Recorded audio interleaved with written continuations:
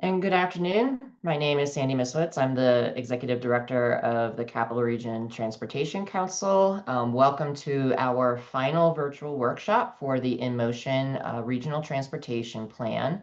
This is our new regional transportation plan that we'll be sharing today. First, a little bit about the Capital Region Transportation Council. We are the Metropolitan Planning Organization for the Capital Region. We represent the counties of Albany, Rensselaer, Saratoga, and Schenectady. Our role is to provide transportation policy making and planning services to the region we serve. We allocate federal transportation funds to plans, programs, and projects that support the transportation system here in the region. And our members, we're guided by a policy board comprised of the 8 cities, the 4 counties, some town and village representatives, as well as our regional and state partners such as CDTA, the New York State Department of Transportation, the Capital District Regional Planning Commission, and others. So we are in the process of, as I said, building our new regional transportation plan, which will be in motion. We also refer to these as metropolitan transportation plans. They're required in federal law. They're updated every 5 years, and they really have served the purpose of allowing us to examine the region's future transportation system so that we can make some choices about how we're going to invest the federal dollars that come to us. The plan helps us to also create a shared vision for the future as we have worked over the last 2 years collaboratively with the public, with our governmental agencies, interested parties. A whole range of folks have contributed to the plan. Why we're updating now? Well, aside from having to meet a federal requirement, our region is changing and evolving. There's been a lot of announcements in recent years regarding the technology sector, microchips, the nanotech facility. We have been rated as one of the best places to live in various publications. Saratoga County is one of the fastest growing counties in upstate New York. We're one of the regions that are actually growing in upstate New York. So there's reasons to be optimistic about our future. In addition to the technology investments, we are, the city of Albany in particular has, $400 million in the state budget to revitalize downtown. So investments are happening. And I think when the economy changes and evolves and we're bringing in new kinds of workers, we need a transportation system and an environment that these folks want to live and work in, and that offers them choices. So that's going to be an important component of the update of this plan. Who implements the plan? Well, aside from us here at the Transportation Council, we rely on our state and regional agencies and authorities to help us implement the plan, as well as our local governments. It's just not our core member agencies. It's really all of us. And how do we do that? Our local government partners often prepare complementary transportation plans. They do it through their local zoning and local regulations, through their community planning process. Everybody also does this through the investment in capital projects, whether those use federal funds, state funds, local funds. The idea of this plan is to provide that framework so that we're on common ground with how we're investing in transportation in the capital region. So this planning process, as I said, was initiated about 2 years ago. It involved a 5-phase process. The whole process was guided by a 38-member InMotion task force, which was comprised of elected officials, various stakeholders, community agencies, nonprofit groups, our local educational institutions, universities. So we had a pretty robust group that worked together to kind of guide the development of the plan. And the public was involved in all phases, which is a really important piece to how these plans come together. We are expecting our policy board here to adopt this plan in September. And all the details regarding everything I'm talking about will be available on our inmotionplan.org webpage. But we are in the final stages. And today I'll walk through some of the highlights of the plan. We certainly won't have time to do a deep dive in all of the subject matter. But again, all of the materials will be available on the InMotion Plan website. So phase one involved data collection. So this is essentially where we kind of developed our existing conditions assessment. We prepared a regional trend story map, which is an interactive tool that's available online for folks to be able to view the different facts and figures about the current conditions in the region and also some projected trends. And we also compiled all of that information and put it in what we're calling a regional trends and conditions report. Whether it's, and all of that work really led to the identification of sort of 10 key regional trends. We think we're all aware that while our population is growing, we are growing at a much slower rate than other parts of the country, but we are still growing. But our population is aging, and with an aging population comes different needs, and we need to think about that when it comes to transportation. There's been a lot of discussion about growing housing affordability concerns in the region and the disconnected development that often occurs in our region. Sometimes you refer to that as sprawl development. We have economic disparity. Not everybody's participating equally in our regional economy. There's also been a significant shift to working from home, which has changed travel patterns in the region. And along with that, though, has come an increasing number of transportation options and advanced technologies that are supporting a range of transportation options. Extreme weather is a concern that we have been facing here, certainly with heavy rains, flooding, extreme heat in some cases. Our crash data is also showing we've had an increase in traffic crashes over the years, and that's continuing to increase.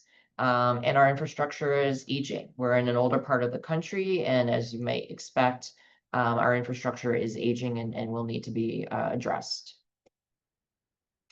So that existing conditions data collection effort has went into phase two, where which we call the inform stage. And this is where we synthesize that information and try to get information from the public on what their concerns were regarding transportation in the region and what they feel like our spending priorities should be.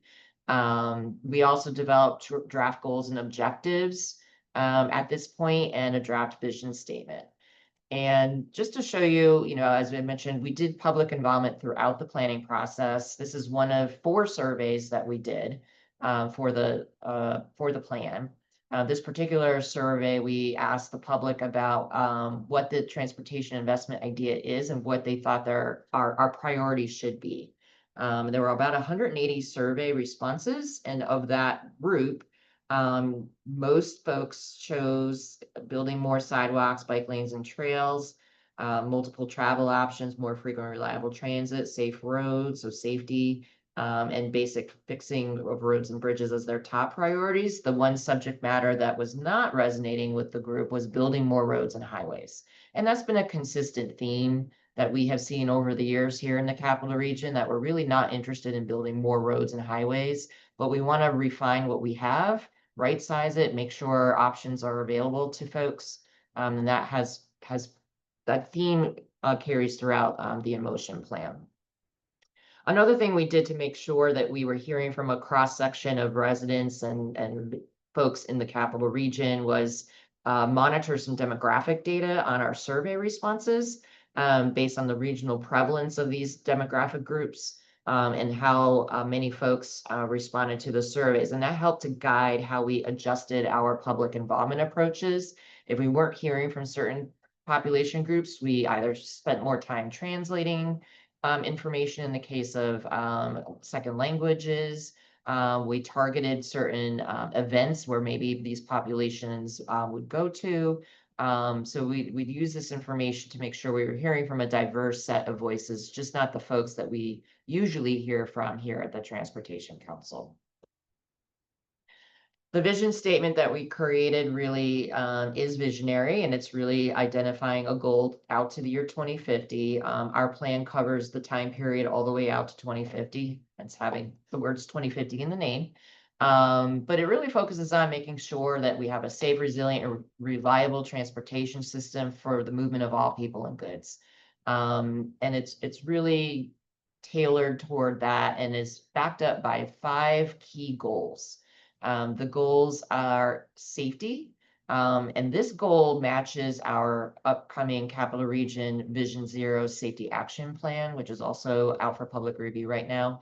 And that goal is to eliminate fatalities and reduce serious injuries by 50% by the year 2050. In addition, we have a mobility goal, which is to maintain and operate and coordinate the transportation system to support reliable travel. So really getting at the reliability of our transportation options. The access goal focuses on improving our choices and access to key destinations for people and goods. Livability supports economic development, population growth, how we're designing our communities, where housing is, and making sure that all of that is built in locations with transportation options. And then resilience, being able to prepare for and protect transportation infrastructure from changing conditions and natural hazards, and to be able to reasonably adapt infrastructure to be more resilient to upcoming challenges. All of that information fed into phase 3, which was our imagining phase. This is where we took everything that we've heard up to this point. We did a infrastructure needs assessment, did some scenario planning, and further got feedback on our vision statement from the public in another survey. Related to the needs assessment, we looked at sort of a baseline of future needs for the state of good repair of key transportation assets, including pavement condition, bridge condition, our transit system conditions, even where we had data available, our sidewalk conditions or conditions related to our off-road trails. So it was a multimodal approach to this. And we also use as a guide to identify some of the current needs of our local government members, as well as our state and regional agencies, was our recent applications for federal funds through the update of our 2025 to 2030 Transportation Improvement Program, which is our capital program of projects. But although not all of those projects were selected for funding, it gives us some clues in terms of what the priorities locally are and what some of those needs are. And all of that was fed into this needs assessment. And just to give you an example of the work that went into this related to bridges, we worked with the state DOT through their bridge model to develop projections for the condition of our bridges in the capital region through the year 2035. We went to 2035 only because the model only goes out that far, but we thought it was a reasonable tool to give us some indicators. And I think the conclusion from that work was that increased maintenance funding does improve bridge condition. And we kind of played with some scenarios where we increased funding to affect bridges and decreased it to see what the overall impact on condition was. But certainly increasing funding, while it does improve condition for the bridges, decreasing the funding actually doesn't make things markedly worse. So there is a sweet spot there as an example for the level of funding needed just to maintain the bridges to a certain level. And then we did a bunch of scenario planning exercises. So if you're not familiar with the term scenario planning, a scenario planning is a process that helps prepare a region like ours for multiple futures by imagining a range of possibility. It's a way for us to be proactive in our approach to planning rather than just reacting to things as they're happening in real time, which is often the position we find ourselves in. And so what we explored is what's happening now. So using that trends data and other information, what's happening now, what could change in the future? Maybe federal policy changes, maybe funding levels change, maybe there's a huge technological breakthrough we're not even imagining yet, but what could change? And how those changes could occur, and how they could affect our region's future were explored. And then from all of that work, we identified some strategies that we should be considering to prepare for that range of futures. So we were looking for issues and strategies that would cut across all of the different ranges of scenarios. We did that work through an exploratory scenario planning workshop with our InMotion task force back in November, which was a really interesting way for us to kind of think about these things. And we also complemented that with some scenario modeling using our regional travel demand model. The 5 scenarios we looked at during the workshop include regional momentum, which is essentially, we'll call it the status quo scenario, which is things just continue to evolve as they have been.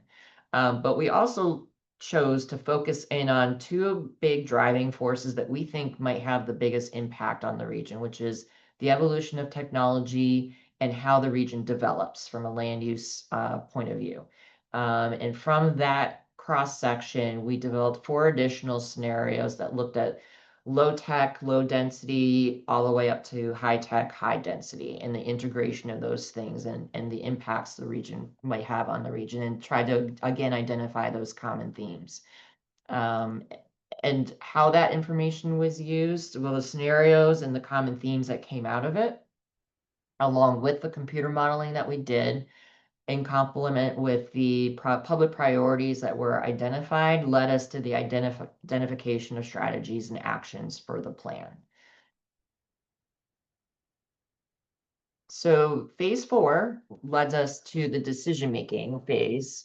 This is where we got into developing the strategies and actions for the plan. We have been revising information as we've moved along through the process. So we actually revised our goals based on the scenario planning work and some other input from the public, and put that survey back out there for folks to weigh in on. We also developed a financial plan and identified some performance measures for the plan. And all of that work has kind of led us to boil down strategies and actions into 7 main categories. Not surprisingly, maintaining transportation infrastructure is a key one, but through the lens of just don't replace it in kind just because that's the easy thing to do in a way. We want to make sure that while we're out in these corridors, in the communities, looking at these assets, that we ask ourselves, are there other things we can be doing to make things better now while we're here? That might mean adding in alternative transportation options, such as a bike lane or a sidewalk.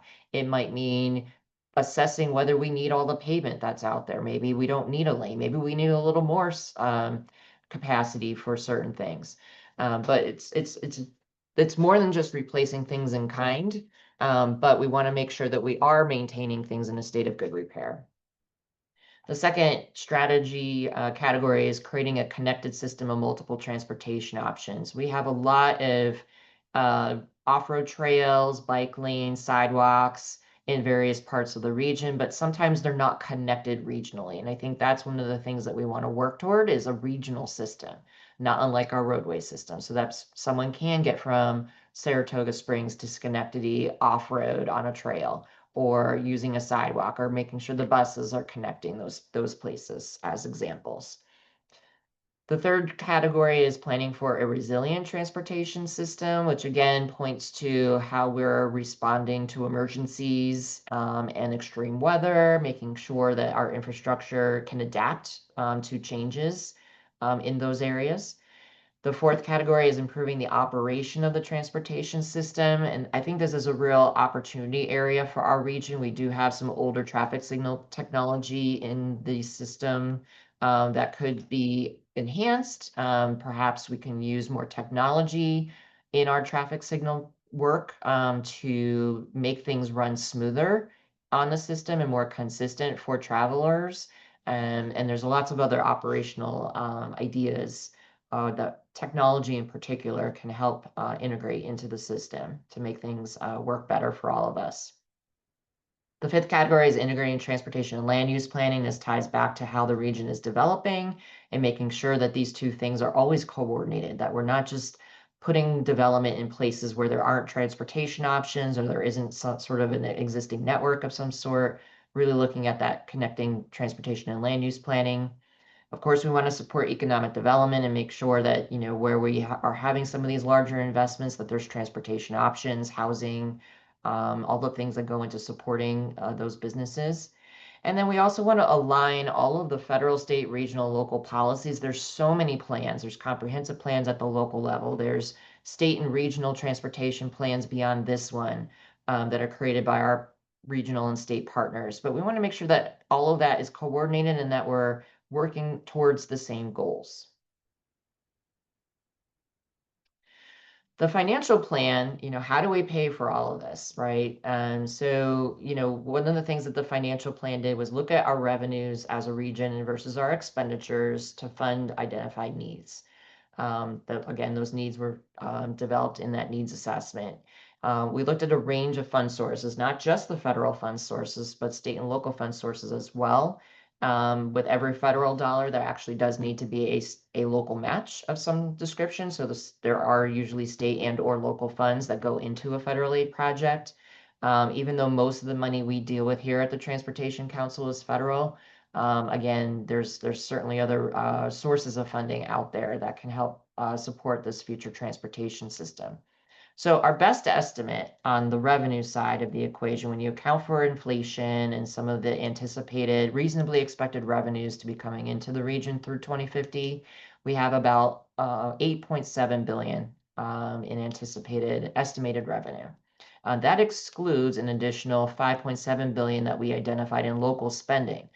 Things that we don't specifically get involved with here in the Transportation Council, but sort of the day-to-day operations of our local government partners. There's a significant spending going on in the region on transportation. And then tying back to the expenditure side, using that needs assessment, looking at the types of things that we think our plan is going to be able to fund. We estimated those expenditures to be about 7.4 billion.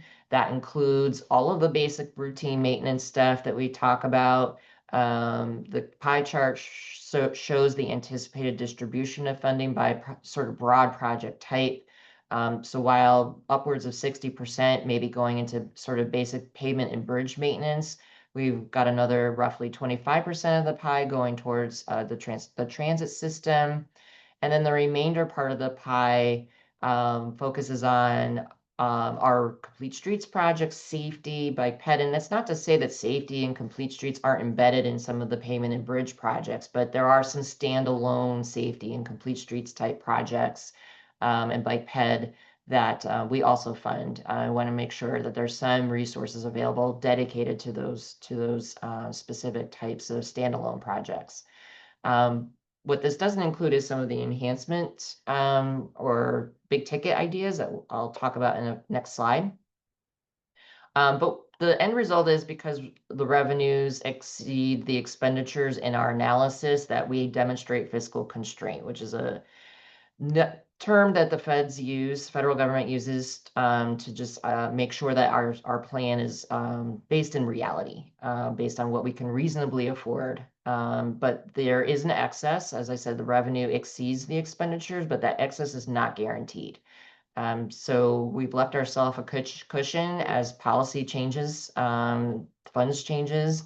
If we had that crystal ball, we wouldn't need these plans, but this in motion will give us a good set of guidelines to move forward and be able to respond to changes as they occur. So we do have some specific projects that are in our project list that are in the plan. The first line is all of our current transportation improvement program capital projects that is in our capital program that begins October 1 of 2025 through the end of September of 2030. So at least for these next 5 years, those projects are in our fiscally constrained plan, and you can look at our tip if you want to see what those projects are. We've also identified some key big ticket ideas that need that we feel we can fit into the fiscally constrained plan. There's a few bridge projects specifically. We used a threshold of about $25 million to identify these projects. Not all of them are bridges. We do have 2 transit projects. CDTA is building a new garage over in Schenectady that they're referring to as the West Facility. We're not sure who the sponsor might be, but the Albany Intermodal Center, or basically the replacement of the Greyhound station in downtown Albany, is a project that we don't really know what the future is. It's still in the initial planning stages, but we know that this is important to the region, so we've included that in the plan. We've also included implementation of our regional trails plan and specifically called out the Zim Smith Trail. We used a $10 million threshold for these large trail projects at this point, because that reflects the scale of some of the trail work that's needed, because this one is ready to go now. It's being designed and built now. And then there are three projects that we're referring to as illustrative. And illustrative means we don't have the funding right now to pay for them, but we know that these are major infrastructure projects that are going to have big impacts not only on the region from a transportation perspective or from a budget perspective. Um, Reimagining I-787 is certainly with the recent announcement just this week on the finalization of the recent planning study. We know that those projects, could be as low as 3 to 4 billion. I think I've seen figures up to as high as 7 billion now, well beyond what we have locally to pay for that work. Another illustrative project is the replacement of the 378 bridge over the Hudson River, also known as the Troy Manans Bridge. That's another planning study that, best estimates right now are in the $300 million range to replace that bridge. And again, we don't have enough money locally to cover that cost.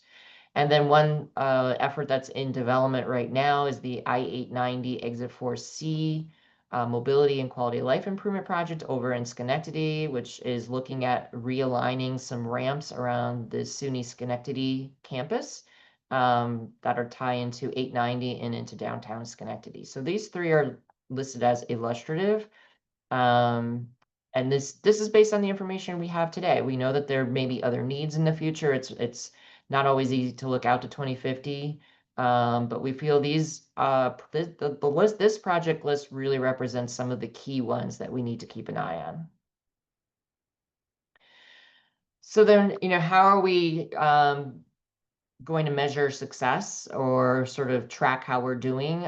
So there are a series of performance measures that the plan covers, and some of which are federally required. We are required under federal law to look at things like crash data, the condition of pavement of bridges, transit safety data, the condition of the transit system through their asset management approaches. We look at system performance, which really ties to congestion both for motor vehicles as well as for freight, which is the freight performance piece. So these are federally required metrics that we will be tracking, but we'll also be tracking some key performance indicators regionally that will be tied to the in-motion plan goals. One example is shown for mobility here to look at the kind of metrics that we're thinking about. And the plan also makes some recommendations for some new data sources because there are some gaps in our data. One of the things that we did recently was a driver survey. We probably will be doing some additional survey work to get more information from the traveling public on how they're moving and where they're moving.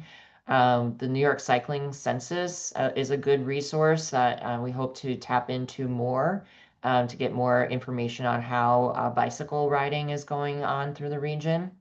There's numerous types of what we call big data tools out there where maybe through cell phone data, the companies aggregate that data to kind of give us a sense through different applications of how people are moving around, origin and destination data, the speed at which they're moving. There's a lot we can glean from cell phone and other types of probe data. And these big data resources are becoming more readily available to us as MPOs and can be mined for different topics. And then, is there data yet to be collected? And we think yes. I think we need to learn more about our active transportation system, right down to the condition of the pavement on our trails. So we're not collecting that data right now. Maybe we should be looking at micromobility data, transit data, whatever these data points are that we are not collecting. There's some recommendations in the plan to start gathering some more information so that we can make better decisions on these investments. So that was a very quick overview. There's a lot of detail I obviously did not go over. We do have some additional videos on our website that detail out the strategies of the plan and detail out some other aspects of the plan that I sort of glossed over in this presentation today, which we'll make sure are posted on that Emotion Plan website. Our next steps are to hold a community open house on August 12th at the Delaware Avenue branch of the Albany Public Library. We'll be there live and in person to hear the community's thoughts on the Emotion Plan. We have a survey that's been open for quite a while. It's our final survey on the strategies.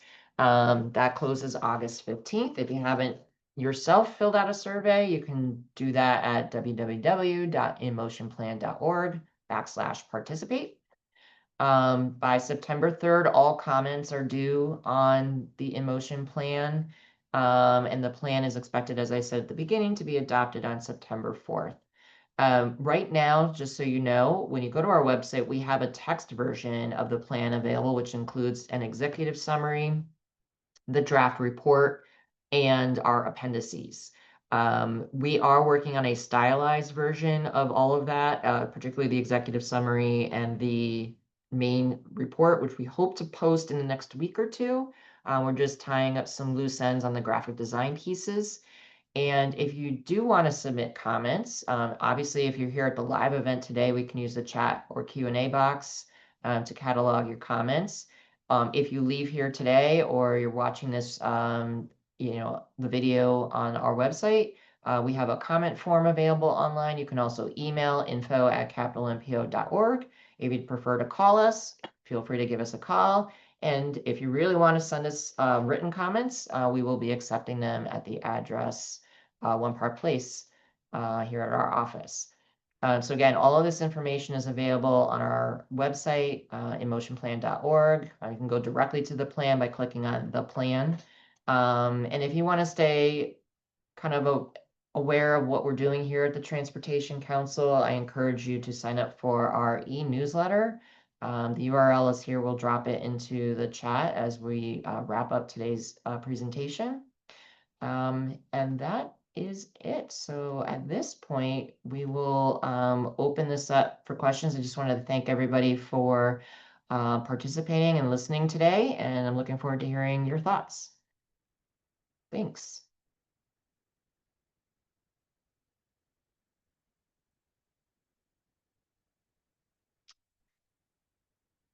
So if anybody does have any questions, feel free to put them in the chat, or you can drop them in the Q&A section, or we can also have you listen live.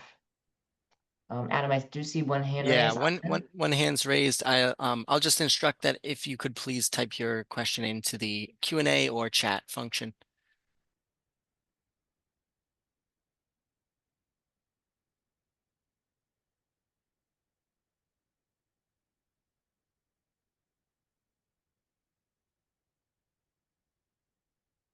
Here, Ivan, I'm going to allow you to talk. Oh, okay. Yeah. Let Ivan go first. Yep.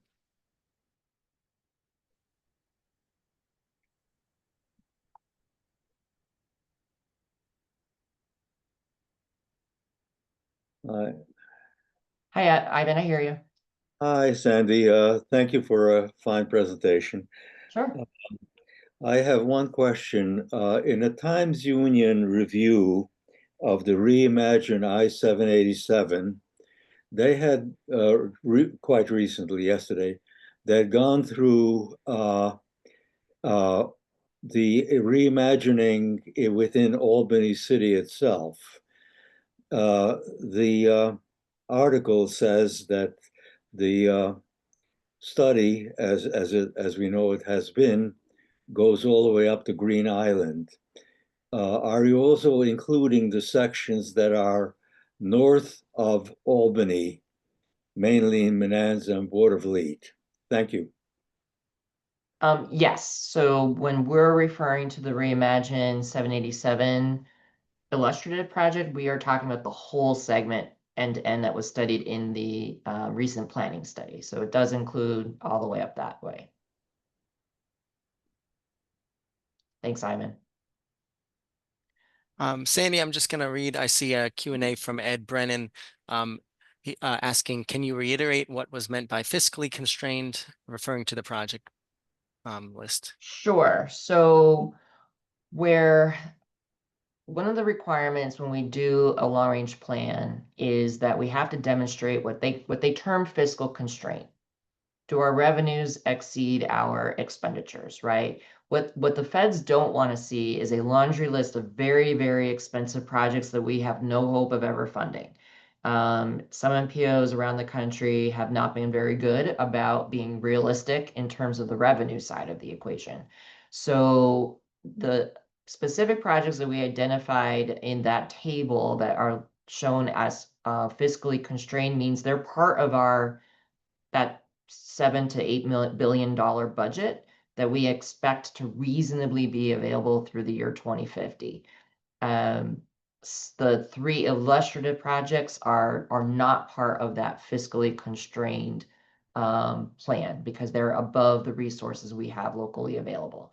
And all that really means is that down the road, we will probably, if an opportunity arises, let's say we win some very large grant, state DOT as an example, for some piece of the 787 project, we'll have to amend our plan to add it into the budget.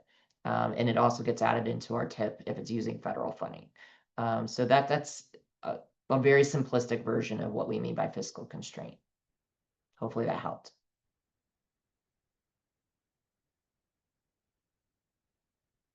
And one more coming in from Willow.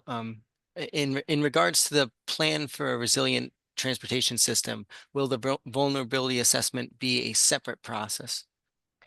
Yeah, and I'm sorry I couldn't get into all the details today, but yes, one of the key strategies we're going to be pursuing is a vulnerability assessment, particularly for local infrastructure, transportation-related infrastructure in the capital region. We do have that as a planning study. We also want to do an inventory of we also want to do a resilience plan for the region. So these are definitely processes that we are hoping to pursue.